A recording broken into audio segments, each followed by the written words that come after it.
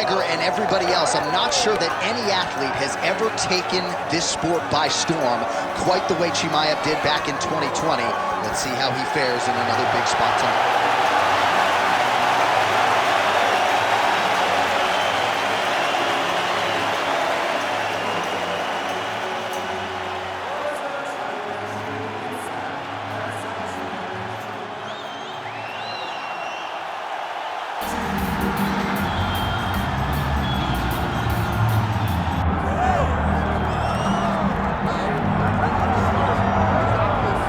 Who the most exciting man in mixed martial arts is today, I trust the answer just might be Justin Ray Gaethje. Realized a major championship outside the UFC. He has really taken this promotion by storm since signing with the MMA label a few years ago. I mean, pace, pressure, aggressiveness, just neatness, a mentality that only allows him to pursue victory. Watching him against Edson Barbosa, seeing some of the strikes that he took to get the knockout was a sight to behold. The fight against Michael Johnson in his UFC debut. Michael Johnson was a top 5 guy in the world, and Justin Gaethje completely melted him with pressure and pace. Just one of the most active guys in the UFC on the roster. More bonuses than UFC fights. I say Justin Gaethje.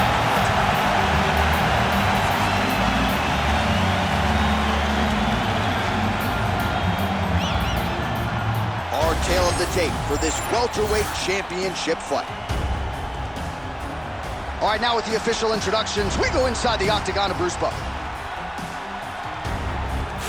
Ladies and gentlemen, this is the main event of the evening.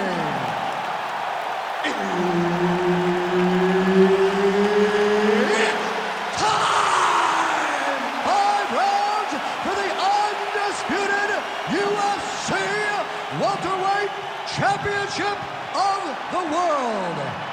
Introducing first, fighting out of the blue corner, presenting the challenger, Khamzat Chimaev. And now, introducing the champion, fighting out of the red corner, presenting the reigning, defending, undisputed UFC welterweight champion of the world, Justin the Highlight Gaethje. Round begins on the feet, and Justin Gaethje has no problem with that. He is an outstanding striker and truly one of the more violent men or women on this roster talked about. He could be in trouble. He's in trouble. He's hurt bad. He doesn't know if he's in the octagon or at his mama's house for Thanksgiving. Dude's hurt. Serve him up. Go get him. Knock him out. The fight's done. Oh, big left hook there. All right, early round action here, and the kickboxer's not going to win the fight by stuffing one takedown, but so far so good as far as his takedown defense is concerned. It's a great start, right? Because it's something to build off of, but he has to truly understand he cannot be content with only stopping one. He's got to recognize that he's got to stop. Chimaev's looking for that arm triangle. Looks to me like he's got that submission close. Starting to get deep. Looks like he's going to get the finish. Ooh, that's tight. Might just be a matter of time now.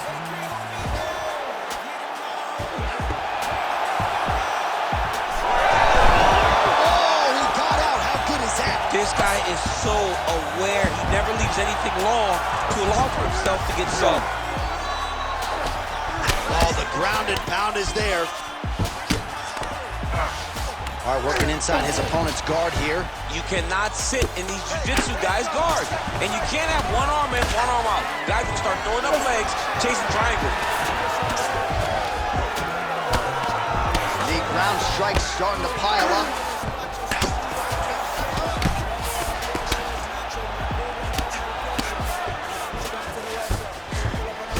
Gaethje's back in half guard, very comfortable here. Great job being busy off of his back. He lands a beautiful strike from the box.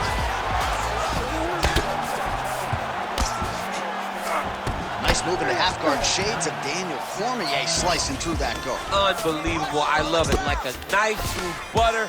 What a great job passing. Side control now, DC. A lot of options at his disposal from here.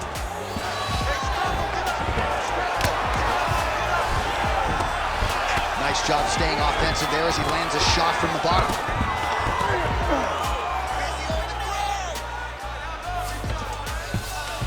Under a minute to go in our opening round. Big ground and pound.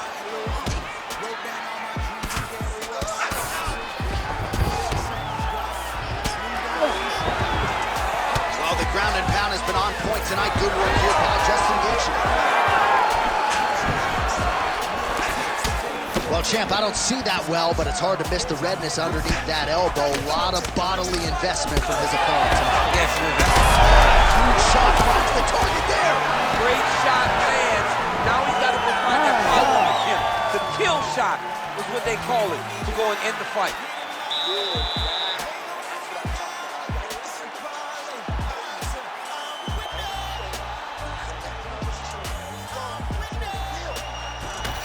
Well, what a round it was, especially from a striking standpoint. DC, take us through. High-level striking. I mean, this is what people come through the doors to see. Two men stand on a quarter, chest to chest, forehead to forehead, and let it all fly. I'm surprised nobody went out, but it does excite me for the next round. He's in a lot of trouble. Oh, knee strike right to the body. Oh! Big right hand. Man, these guys have some chins on them. Huge shots being landed on both sides. So pretty good recovery by the opponent after getting stunned pretty good. Gotta capitalize on those opportunities. I mean, you can't waste these opportunities. You don't get them as often as you'd like. So when you get a guy hurt, you gotta find a way to do it.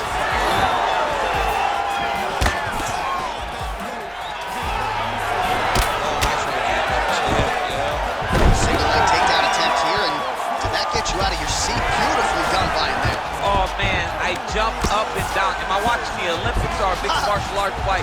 You don't see single legs this good unless you're watching a real high-level wrestler. And he's back up. Just over 3 minutes now to go. His opponent in a lot of trouble now. That was Cain Velasquez's punch of choice. Every time he lands that overhand right, he can't even stand. All right, so now blood is a factor. You see that he has been opened up in that eye area. Yeah, he's got hit in the eye, and now there's a cut. But it's nothing to worry about too much now. But he's got to be very careful with it as we go forward. Well, he was a little bit lackluster in round one. You can't say the same here in this second round. He has really picked up the pace, an uptick in the aggression and the output, and starting to fight. They're going at it here. Huge shots landing on both sides.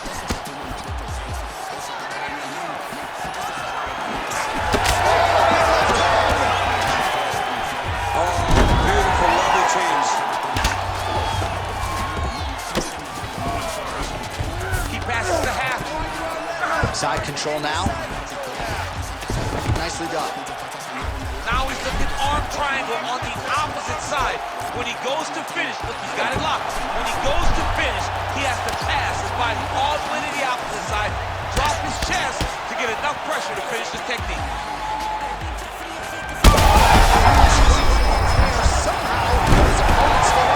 I mean, he's still on his feet, but he's not up by much. All right, full guard now, DC. And put a guy on top. He needs to build posture or just go to the next position. Start shoving that knee through, trying to get the half guard, which in turn will lead to more opportunities for advancement. But if you're on the bottom, you need to be anticipating. You need to be framing. You need to be moving, looking for opportunities to either reverse the position or get back to your feet. All right, there's the horn indicating the end of the round. So potentially a big factor here, ladies and gentlemen. The cut on the cheek sustained in that round. Certainly better to be below than above the eye, but the cut man's got to get in there and close that thing up.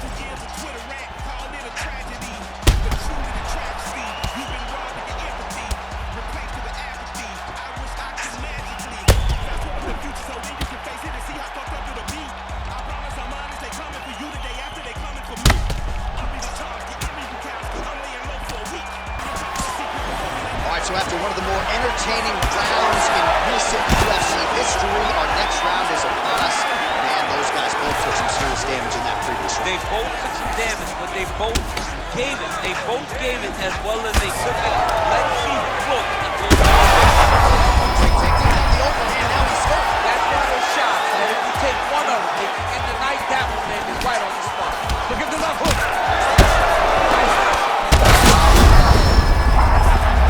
Could be the beginning of the end here. Oh, these ground strikes are just brutal. All right, half guard position here, DC. You have an extra pop in your step when you talk about fighters working out of this half guard. Oh, man, I like half guard as a top fighter. I understand half guard as a bottom fighter. Don't want to be there. It's very dangerous. But if you are there, you have to be winning. The position of the underhook opens up so many opportunities for you to either escape or sweep. All right, so look at that. A cut has been opened around that eye area. He's taking shots over and over again to that area, and now he's dealing with a cut. Oh, huge! Might get the TKO here.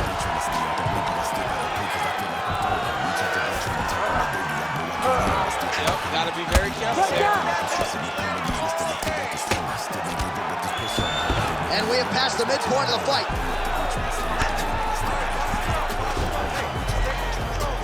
Really doing a nice job getting these shots home on the ground.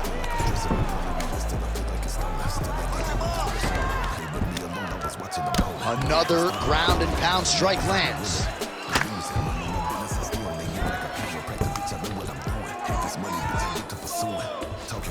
Oh, he's going for his arm now. What a tight arm bar. Oh, you better tap or that thing's gonna snap. He's got it isolated. Submission defense, he gets out. Calmness in that moment. It looked like the fight was over. He was able to clear his head, put the guy into the mount. Not a great position, but much better than getting his arm snapped in half from an arm bar. He's putting him in exactly the positions he needs to be in right now. He's able to relax here. And he understands, being a veteran of so many fights, that as long as he's on top, he's winning. He feels like he's winning here. All these actions, though, these big actions, got to wear on the gas tank of both guys. Gaethje's now dealing with a cheek cut. Good work from the top here by Khamzat Chimaev. This is where he wants to be. Well, he's got his back now. All right, that's 3 rounds in the books. We are headed to the championship rounds. All right, so the round is over, but not before damage was done. Cut on the cheek, sustained in that round. Cut man in there quickly as usual to try to seal it up. All right, so there's the horn signifying the end of the round. We had a knockdown there, but not a knockout. No, it wasn't a knockout, but you can't take those shots. That big punch landed, and it sat him down. If he gets hit with another one of those, it might be good night, Irene.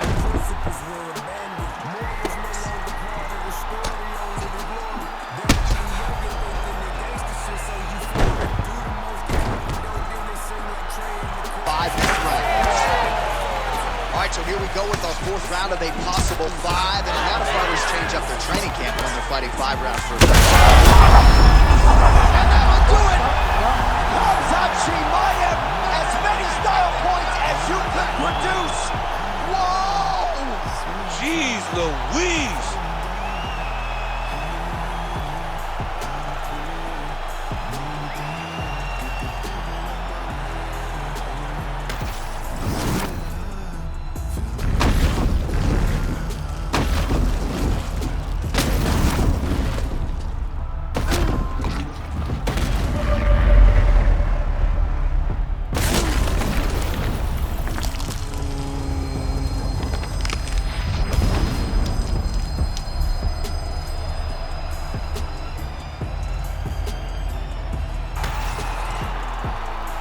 All right, let's get it inside of Bruce Buffer. He has the official decision.